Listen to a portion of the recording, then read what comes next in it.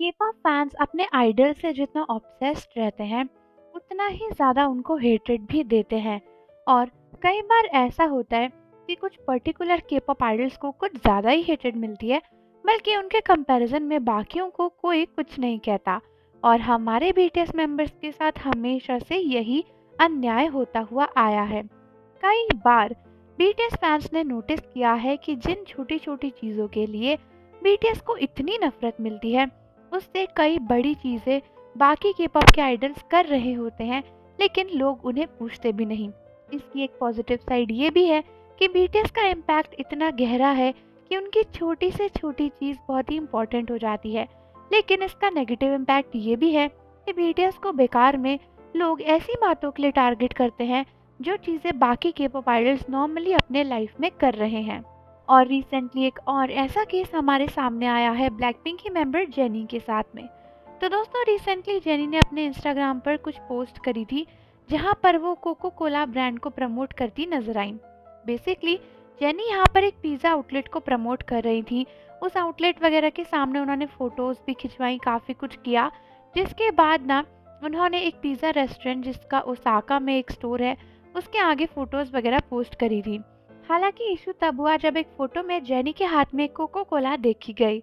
अब आप सोचोगे कि यार कोको कोला में क्या ही बुराई है, बट दोस्तों मैं आपको बता दूं कि कोको कोला ब्रांड को काफ़ी टाइम से बॉयकॉट किया जा रहा था, क्योंकि कई लोगों का मानना था कि इनडायरेक्टली कोको कोला कंपनी का कंट्रीब्यूशन इसराइल और गाज़ा की वॉर में है, क्योंकि वो यूएस की तरफ से ही प्रमोट की जाती है।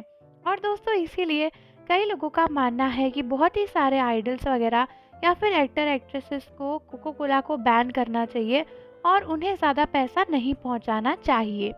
हालांकि दोस्तों ये बात शॉकिंग तब लगी जब जेनी की पोस्ट के बाद भी काफ़ी कम लोगों ने जेनी को बॉयकॉट किया और हेट्रेड दी, जबकि कुछ ही वक्त पहले जब वी ने सालों पहले मैकडोनल्ड की एक फ़ोटो पोस्ट करी थी, तब हर कोई वी के पीछे हाथ धोकर पड़ गया था।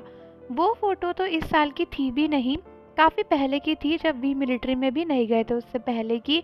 तब भी उस पोस्ट को लेकर कई लोगों ने बोला था कि वी को ध्यान रखना चाहिए था कि उन्होंने एक ऐसे ब्रांड की फ़ोटो डाली जिसको लोगों ने बॉयकॉट किया हुआ है, और अगर पुरानी फ़ोटो थी तो वी को पोस्ट नहीं करनी चाहिए थी, ऐसा वैसा ये वो काफ़ी कुछ वी को कहा गया था, जबकि उस फ़ोटो में ऐसा कुछ भी नहीं था। लेकिन कई लोगों को ये बहुत ही शॉकिंग लगा कि किस तरीके से जेनी को बहुत ही कम लोगों ने बोला और बहुत ही कम लोगों ने जेनी की पोस्ट पर कमेंट किया, बाकी सब जेनी को सपोर्ट करने में लगे हुए थे। इससे पता चलता है कि बीटीएस को बेकार में लोग ज़बरदस्ती सॉफ्ट टारगेट बनाते हैं, जबकि इश्यूज इतने बड़े होते भी नहीं हैं। क्योंकि अगर इशू सही में इतना बड़ा होता तो फिर जेनी को भी वही हेट्रेड मिलती जो वी को मिली है।